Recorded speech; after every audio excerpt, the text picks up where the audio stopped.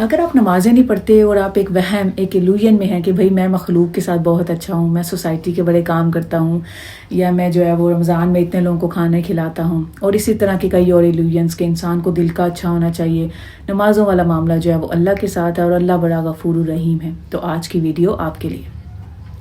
یہاں انشاءاللہ تعالیٰ میں آج آپ سے کچھ احادیث شیئر کروں گی، جس کے بعد انشاءاللہ تعالیٰ آپ کبھی نماز نہیں چھوڑیں گے۔ اللہ کے نبی نے فرمایا کہ مسلمان اور کافر میں بیسک فرق جو ہے وہ نماز کا ہے۔ بین الرجل و بین الشرک والکفر ترک الصلاۃ، بلیور اور ڈس بلیور کے درمیان فرق نماز ترک کر دینا ہے۔ تو آپ سوچیں کہ مسلمان اور کافر کی اللہ کے نبی نے کیا پہچان بتائی ہے؟ نماز، العہد الذی بیننا و بینہم الصلاۃ، پھر کہا ہمارے اور ان کے درمیان جو پہچان ہے وہ نماز ہے۔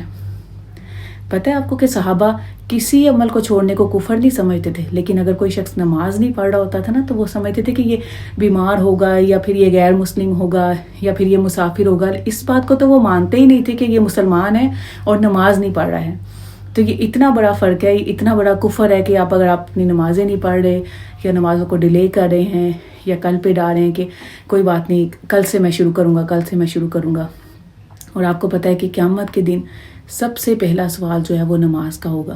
اور سب سے پہلے اگر آپ کی نمازیں پوری ہیں تو پھر ہی آپ کے باقی اعمال دیکھے جائیں گے۔ اگر آپ کی نمازیں پوری ہیں تو پھر آپ کے اخلاق، آپ کے معاملات، آپ کی باقی چیزیں جو ہیں وہ دیکھی جائیں گی۔ یہ بالکل ایسے ہے کہ جیسے ہم امتحان میں کہتے ہیں نا کہ پہلا سوال لازم ہے، باقی میں سے آپ 5 کے جواب دیجئے، تو وہ پہلا لازم سوال جو ہے وہ نماز ہے۔ اس کے بارے میں پوچھ ہوگی، باقی ساری چیزیں جو ہیں ان کے بارے میں پوچھا جائے گا، لیکن وہ بعد میں، اور جس کی نمازیں نہیں صحیح ہوں گی اس کی باقی اعمال بھی کاؤنٹ نہیں ہوں گے۔